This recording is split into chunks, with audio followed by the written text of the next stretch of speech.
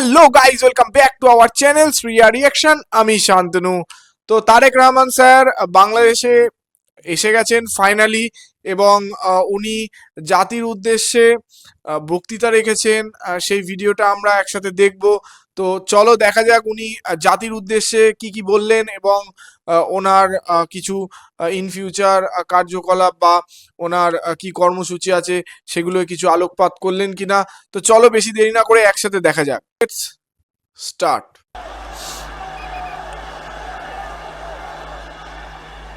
বিসমিল্লাহির রহমানির রহিম।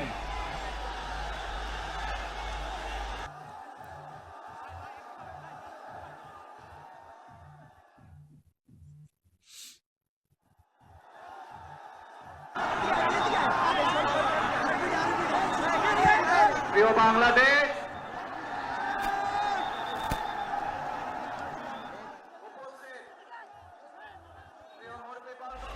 এবং মিডিয়ার মাধ্যমে সমগ্র বাংলাদেশ থেকে যারা দেখছেন এই অনুষ্ঠান, প্রিয় ভাই বোনেরা, প্রিয় মা বোনেরা, আসসালামু আলাইকুম। প্রিয় ভাই বোনেরা, আজ প্রথমেই আমি রব্বুল আলামিনের দরবারে হাজারো লক্ষ কোটি শুকরিয়া জানাতে চাই। রব্বুল আলামিনের অশেষ রহমতে আজ আমি আমার প্রিয় মাতৃভূমিতে ফিরে আসতে পেরেছি আপনাদের দোয়ায়, আপনাদের মাঝে। প্রিয় ভাই বোনেরা, আমাদের এই প্রিয় মাতৃভূমি 1971 সালে লাখো শহীদের রক্তের বিনিময়ে অর্জিত হয়েছিল। ঠিক একইভাবে 75-এ আবার 7ই নভেম্বর আধিপত্যবাদীদের হাত থেকে রক্ষার জন্য সেদিন সিপাহী জনতার বিপ্লবের মাধ্যমে আধিপত্যবাদের হাত থেকে দেশকে রক্ষা করা হয়েছিল। একইভাবে পরবর্তীতে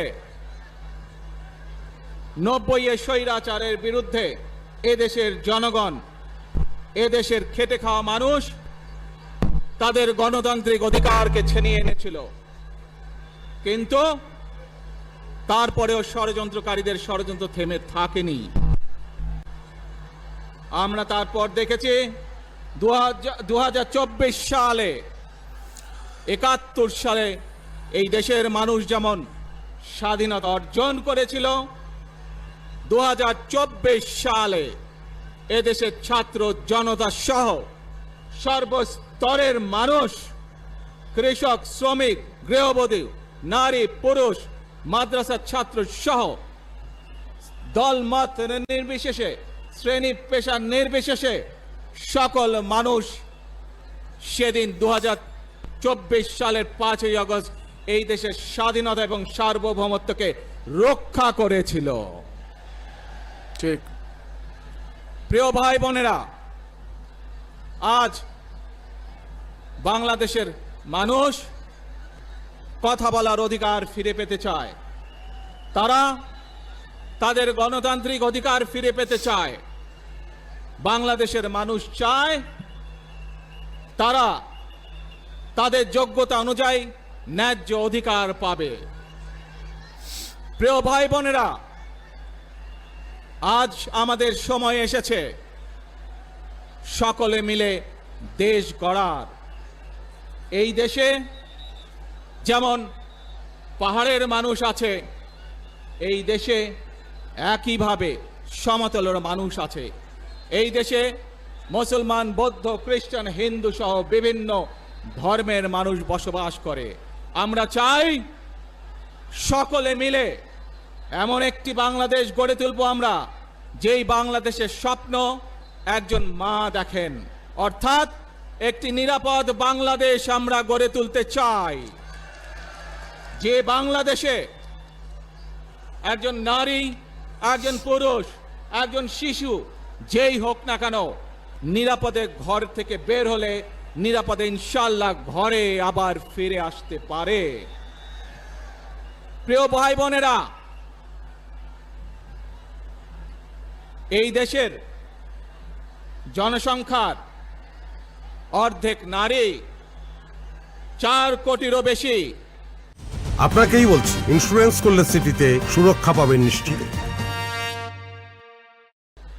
তরুণ প্রজন্মের সদস্য 5 কোটির মতন শিশু, 40 লক্ষের মতন প্রতিবন্ধী মানুষ রয়েছেন,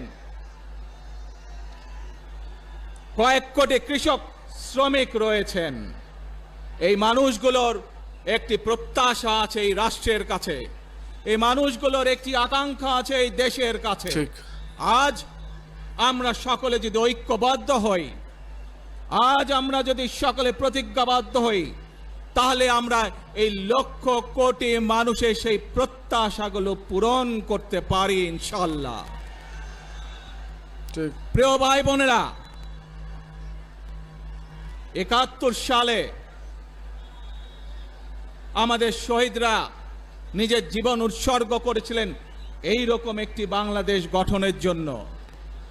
বিগত 15 বছর স্বৈরাচারের বিরুদ্ধে শত শত হাজারো গুম খুনের শিকার হয়েছে শুধু রাজনৈতিক দলের সদস্য নয়, নিরীহ মানুষের প্রতিবাদ করতে গিয়ে অত্যাচার নির্যাতনের শিকার হয়েছে, জীবন দিয়েছে। ঠিক। 2024 সাল মাত্র সেদিনের ঘটনা। কিভাবে আমরা দেখেছি আমাদের তরুণ প্রজন্মের সদস্যরা কিভাবে নিজের জীবন উৎসর্গ করেছে দেশের এই স্বাধীনতা এবং সার্বভৌমত্বকে রক্ষা করার জন্য। প্রিয় ভাই বোনেরা, কয়েকদিন আগে এই বাংলাদেশের 24-এর আন্দোলনের এক সাহসী প্রজন্মের এক সাহসী সদস্য ওসমান হাদিকে হত্যা করা হয়েছে, ওসমান হাদি শহীদ হয়েছে। প্রিয় ভাই বোনেরা, ওসমান হাদি চেয়েছিল এই দেশের মানুষের জন্য গণতন্ত্র প্রতিষ্ঠিত হোক, এই দেশের মানুষের গণতান্ত্রিক অধিকার প্রতিষ্ঠিত হোক, এই দেশের মানুষ তাদের গণতান্ত্রিক এবং অর্থনৈতিক অধিকার ফিরে পায়। ঠিক। আজ 24-এর আন্দোলনে যারা শহীদ হয়েছেন, ওসমান হাদি সহ 71-এ যারা শহীদ হয়েছেন, বিগত স্বৈরাচারের সময় বিভিন্নভাবে খুন গুমের শিকার হয়েছেন, এই মানুষগুলোর রক্তের ঋণ যদি শোধ করতে হয়, আসুন আমরা আমাদের সেই প্রত্যাশিত বাংলাদেশ গড়ে তুলব, যেখানে আমরা সকলে মিলে কাজ করব, যেখানে আমরা সকলে মিলে আমাদের প্রত্যাশিত বাংলাদেশকে গড়ে তুলব। প্রিয় ভাই বোনেরা, বিভিন্ন আধিপত্যবাদ শক্তির গুপ্তচরেরা বিভিন্নভাবে ষড়যন্ত্রে এখন লিপ্ত রয়েছে। আমাদেরকে ধৈর্যশীল হতে হবে, আমাদেরকে ধৈর্য ধারণ করতে হবে। ঠিক। বিশেষ করে তরুণ প্রজন্মের যে সদস্যরা আছেন, আপনারাই আগামী দিন দেশকে নেতৃত্ব দেবেন, দেশকে গড়ে তুলবেন। এই দায়িত্ব তরুণ প্রজন্মের সদস্যদেরকে আজ গ্রহণ করতে হবে। করে এই দেশকে আমরা সুন্দরভাবে গড়ে তুলতে পারি। শক্ত ভিত্তির উপরে গণতান্ত্রিক ভিত্তি, শক্তিশালী অর্থনৈতিক ভিত্তির উপরে যাতে এই দেশকে আমরা গড়ে তুলতে পারি। প্রিয় ভাই বোনেরা, আমার সাথে আজকে মঞ্চে এখানে বহু কত জাতীয় মানুষ। নেতৃবৃন্দ বসে আছেন। আসুন প্রচুর। আজকে আমরা দুহাত তুলে আল্লাহর দরবারে দোয়া করে আল্লাহর রহমত আমরা চাই যে সকল জাতীয় নেতৃবৃন্দ এই মঞ্চে আছেন, মঞ্চের বাইরে যে সকল জাতীয় আরো নেতৃবৃন্দ আছেন, আমরা সকলে মিলে এই দেশকে নেতৃত্ব দিয়ে আমাদের বাংলাদেশের জনগণের প্রত্যাশিত সেই বাংলাদেশকে আমরা গড়ে তুলতে চাই। বাহ, খুব সুন্দর। আমাদেরকে যে কোনো মূল্যে আমাদেরকে এই দেশের শান্তি শৃঙ্খলা রক্ষা করতে হবে। ঠিক। যে কোনো উস্কানির মুখে আমাদেরকে ধীর শান্ত থাকতে হবে। প্রিয় ভাই বোনেরা, আমরা দেশের শান্তি চাই, আমরা দেশের শান্তি চাই, আমরা দেশের শান্তি চাই।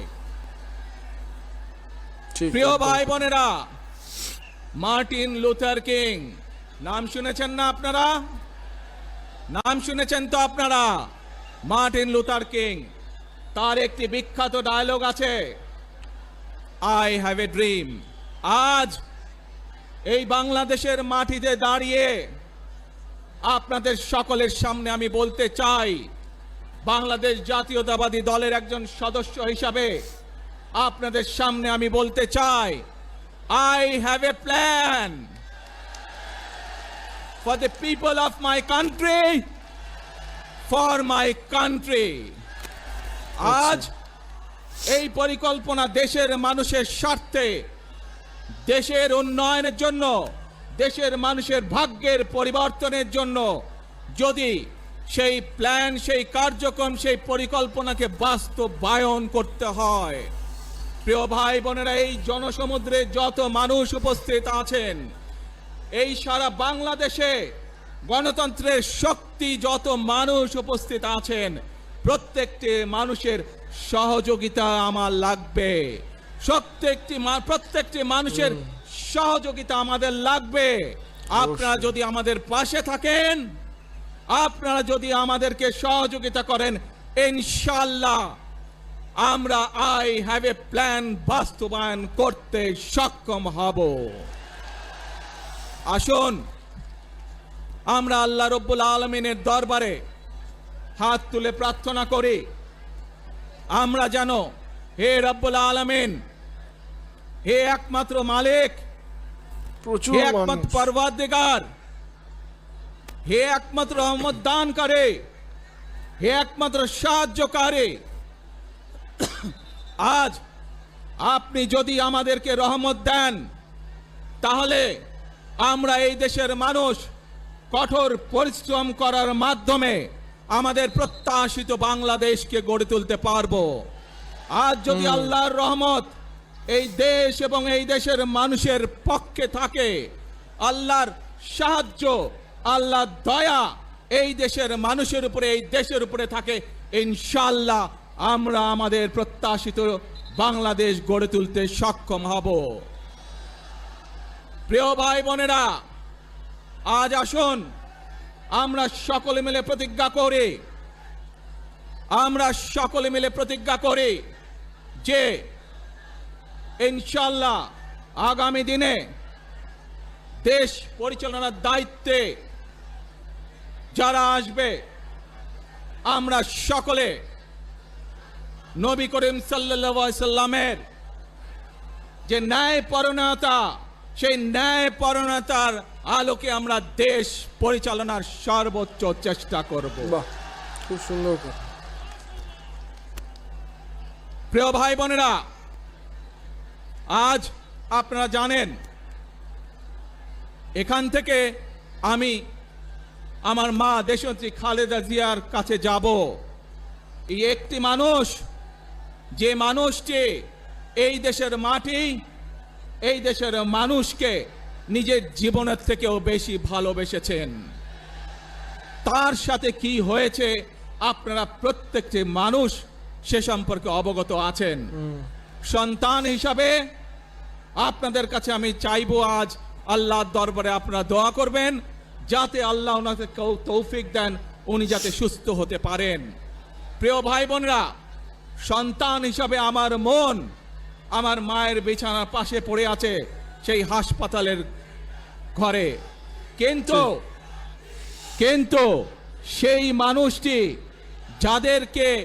যাদের জন্য জীবনকে উৎসর্গ করেছে, অর্থাৎ আপনারা এই মানুষগুলোকে, যাদের জন্য দেশনেত্রী খালেদা জিয়া জীবন উৎসর্গ করেছেন, নিজের জীবন, সেই মানুষগুলোকে আমি কোনোভাবেই ফেলে যেতে পারি না। এবং সেজন্যই আজ হাসপাতালে যাবার আগে আপনাদের প্রতি সহ টেলিভিশনগুলোর মাধ্যমে যারা সমগ্র বাংলাদেশে আমাকে দেখছেন, আপনাদের সকলের কাছে কৃতজ্ঞতা প্রকাশ করার জন্য আজ আমি এখানে দাঁড়িয়েছি আপনাদের সামনে। প্রিয় ভাই বোনেরা, আসুন আমাদেরকে আজকে নিশ্চিত করতে হবে, আমরা যে ধর্মের মানুষ হই, আমরা যে শ্রেণীর মানুষ হই, আমরা যে দলেরই রাজনৈতিক দলের সদস্য হই অথবা একজন নির্দলীয় ব্যক্তি হই, আমাদেরকে নিশ্চিত করতে হবে যে কোনো মূল্যে আমরা আমাদের এই দেশের শান্তি শৃঙ্খলাকে ধরে রাখতে হবে, যে কোনো মূল্যে সুন্দর। যে কোনো বিশৃঙ্খলাকে পরিত্যাগ করতে হবে, যে কোনো মূল্যে আমাদেরকে নিশ্চিত করতে হবে যাতে মানুষ নিরাপদ থাকতে পারে।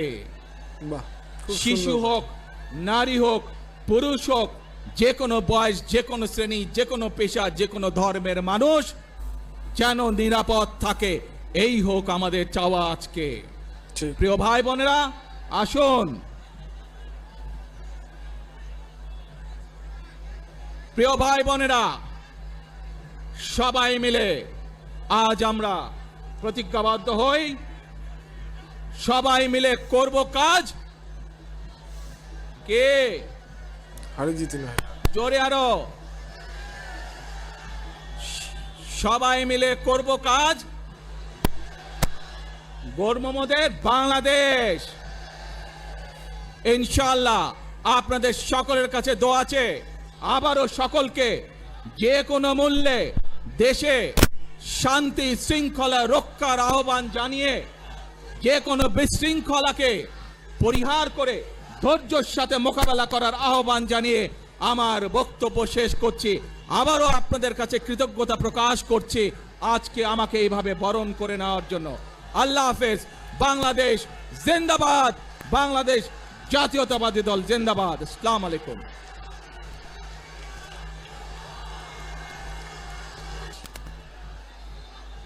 সমাবেশ থেকে বাংলাদেশ জাতীয়তাবাদী দলের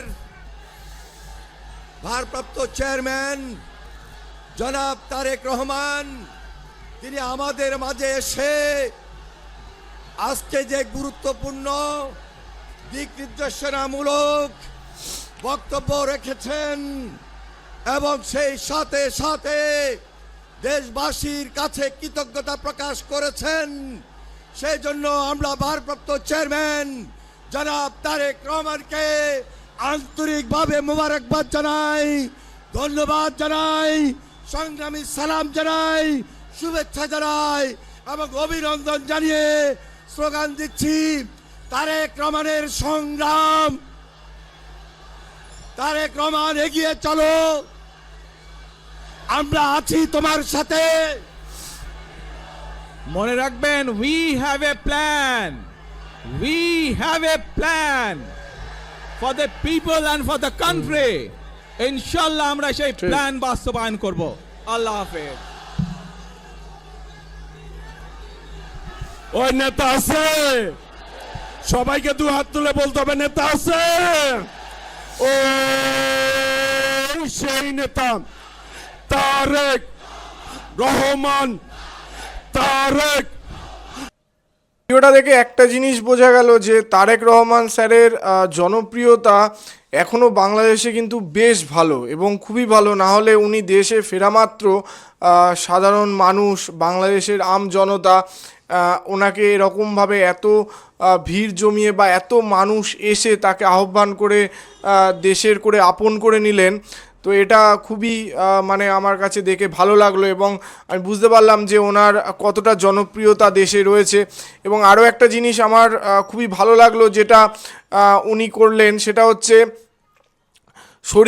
শহীদ ওসমান হাদি ভাইয়ের কথা উনি বললেন এবং ওনার আত্মত্যাগ এবং দেশের জন্য ওনার বলিদানের কথা উনি ওনার স্পিচে বললেন, যেটা আমাদের খুবই ভালো লাগলো। আমার বিশেষ করে ভালো লাগলো কারণ ওনাদের দুজনের আইডিওলজি আলাদা হলেও তিনি যেটা স্বীকার করলেন যে উনি দেশের জন্য আত্মত্যাগ এবং বলিদানের কথা উনি খুব স্পষ্ট করে জানালেন, যেটা আমাদের খুবই ভালো লাগলো। এবং সত্যি কথা আমরা এটাই চেয়েছিলাম যে দেশের জন্য উনি মানুষের জন্য যখন উনি স্পিচ দিচ্ছেন তখন যেন অ্যাটলিস্ট যারা দেশের জন্য বলিদান দিয়েছেন, উনি ইভেন 71 সালের বলিদানের কথা উনি উল্লেখ করলেন। তো দেখে এটা ভালো লাগলো। এবং সত্যি কথা উনি আরও একটা জিনিস আমি শকড হলাম যে এত বছর পর উনি দেশে ফিরলেন, বাট উনি ওনার অসুস্থ মায়ের সাথে না দেখা করে আগে আম জনতা বা বাংলাদেশের সাধারণ মানুষ যারা অধীর অপেক্ষা করে ওনার জন্য সময় ধরে অপেক্ষা করছিলেন ওনার জন্য, তাদের জন্য উনি সময় দিলেন এবং ওনার স্পিচ দিলেন। তো এবং ওনার স্পিচ সত্যি ওনার স্পিচ প্রচুর ইনফ্লুয়েন্সিং ছিল এবং ওনার স্পিচ সত্যি আমার বেশ ভালো লাগলো, যেটা উনি বললেন যে পরিকল্পনার কথা বললেন এবং ওনার যে প্ল্যানের কথা বললেন যে উই হ্যাভ এ প্ল্যান। তো প্ল্যানটা কতটা বাস্তবায়ন করতে পারেন উনি এবং কতটা ওনাকে সুযোগ দেয় বাংলাদেশের মানুষ সেটা গণতন্ত্রের মাধ্যমে, সেটা তো সময়ই বলবে। বাট আমার ওনার বক্তৃতা এবং ওনার যে পার্সোনালিটি আমার বেশ ভালো লাগলো। তো তোমাদের তারেক রহমান স্যারকে নিয়ে কি মন্তব্য আছে এবং তোমাদের কি বিচার আছে সেটা অবশ্যই কমেন্ট বক্সে লিখতে ভুলবে না। আর আমার ভিডিও যদি ভালো লেগে থাকে তাহলে লাইক করে দেবে, শেয়ার করে দেবে এবং আমাদের চ্যানেলটি সাবস্ক্রাইব করে আমাদের পাশে থাকবে, যাতে এমন নতুন নতুন ভিডিও তোমাদের সাথে দেখতে পারি। তো দেখা হচ্ছে নেক্সট ভিডিওতে। Thank you.